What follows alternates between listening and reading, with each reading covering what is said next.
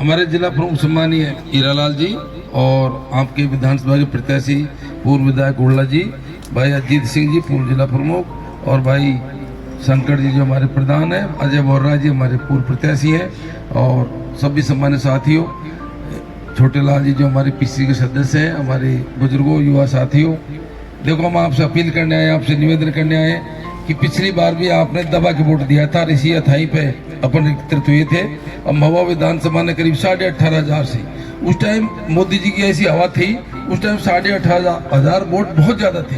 मैं समझता हूँ कि पूरे उत्तर भारत में सबसे ज्यादा कोई प्रत्याशी किसी विधानसभा से जीता था तो वो महुआ थी। साथियों, इस बार फिर मुझे पार्टी ने मौका दिया है, और ये मौका भी अपने सबकी सलाह से दिया है। मतलब पूरा फीडबैक जिस तरह से गया 8 विधानसभाओं से, तो हाईकमान के सामने एक ही बात गई थी, भाई यदि आपको 200 लोकसभा क्षेत्र जीतना है तो मुरारी लाल को वहां से चुनाव लड़ाना है, और मुझे आपके बीच में भेजा। साथियों, मेरा आपसे निवेदन है, देखो ज्यादा भाषण की जरूरत है नहीं। पिछली बार हारने का जो मेन कारण था वो था कि कई जगह हमारा पोलिंग प्रतिशत कम रह गया था।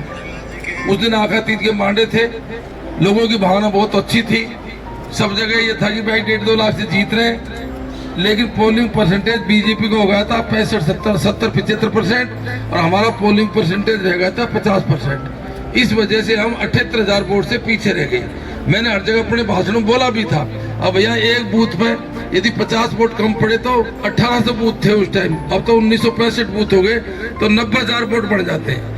यदि हम 50 वोट और बढ़ा देते तो हमारे 90,000 वोट बढ़ जाते और हम चुनाव जीत जाते। जहाँ तक सरकार का सवाल है, देखो जैसा प्रमुख साहब ने बताया, ये सही बात है, हम अलग अलग विचारधाराओं से कई लोग जुड़े हुए हैं, ये वर्तमान परिस्थिति ठीक नहीं है। जो मोदी जी के जो फैसले पिछले 10 साल में हुए हैं वो हम गाँव वालों के लिए, हम किसानों के लिए, मजदूरों के लिए, हमके लिए ठीक नहीं रहे। सबसे ज्यादा तो हम लोग जो डिपेंड है गांव के लोग वो है हमारे खेती के बाद में यदि दूसरा यदि हमारे पास कोई इनकम का साधन है तो एकमात्र है नौकरी। केंद्र सरकार ने उन नौकरियों को धीरे धीरे खत्म किया है।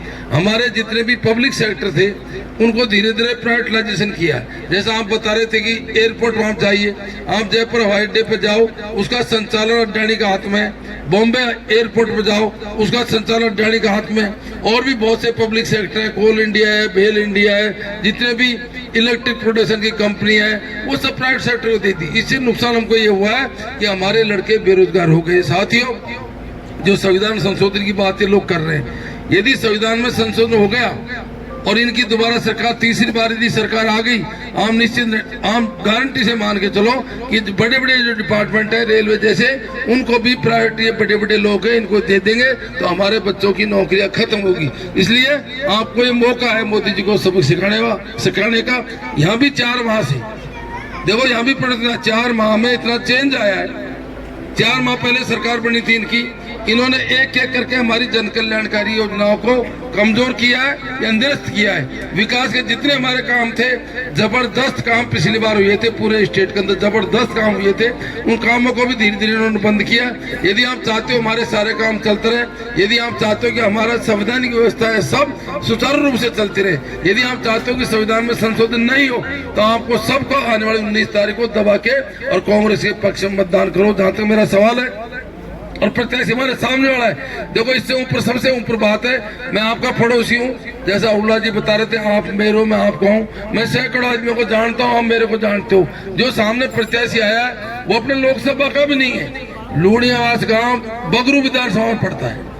पहले जरूर बस्सी में पड़ता था, लेकिन परिसीमन में बगरू विधानसभा में चला गया, और लोकसभा क्षेत्र जयपुर ग्रामीण में पड़ता है। मेरा गाँव तो आपसे मात्र रिश्तेदारी हैं, मिलने वाले हैं, भेजने वाले हैं, आप मेरे से कह सकते हो, सुन सकते हो, मैं आपसे कह सकता हूँ। इसलिए मेरा आप सभी से अपील है कि आप जबरदस्त पोलिंग 19 तारीख को करें। उस दिन भी हो सकता है कि लगन टीके शादियाँ हो तो शादियों में लड्डू बाद में खाना, और पहले वोटिंग करना। मैं ये नहीं कहता कि शादी भी करनी पड़ती है, गृहस्थी निभानी पड़ती है, लेकिन एक बार आप वोट जरूर डालना। मैं जीतने के बाद में जो भी हमारे गांव बच गए, जो भी उनके टूर कर लेंगे। अभी देखो 458 ग्राम पंचायत है पूरे लोकसभा क्षेत्र के अंदर। आप जानते हो 15 दिन का टाइम है, एक दिन में 30-35 ग्राम पंचायत करेंगे, फिर भी हमारी ग्राम पंचायतें पूरी नहीं होंगी। लेकिन जीतने के बाद में जिस तरह से देखो मैंने राजेश पार्टी के नजदीक रह राजनीति करी है। हमारे आपके तो सांसद बयान होते थे, हमारे सांसद 200 होता था। वो हर महीने में प्रत्येक गांव के टूर करते थे, समस्या का समाधान करते थे, आते थे जाते थे। यदि मुझे सांसद बनने का मौका मिला तो मैं आपको विश्वास दिलाता हूं, मैं पूरी कोशिश करूंगा। कोई भी ऐसा क्षेत्र नहीं रहेगा, कोई भी ऐसा गांव ढाणी नहीं रहेगा जिसमें हम वापस टूर नहीं करें। आप तो अभी फिलहाल हमारी मदद करें और लोकसभा में भेजें। और साथ साथ में ये भी विश्वास दिलाते हैं, जो भी इस तरह की मांग आएगी लोकसभा के अंदर, जो भी संविधान संशोधन की बात आएंगी, जो भी आरक्षण की बात आएंगी, जो भी हमारी व्यवस्था की बात आएंगी, उनको हम मजबूती से लोकसभा में आपकी पैरवी करेंगे। इन्हीं बहानाओं के साथ में आपने स्वागत किया, उसके लिए बहुत बहुत धन्यवाद। जय हिंद, जय भारत, राम राम साहब।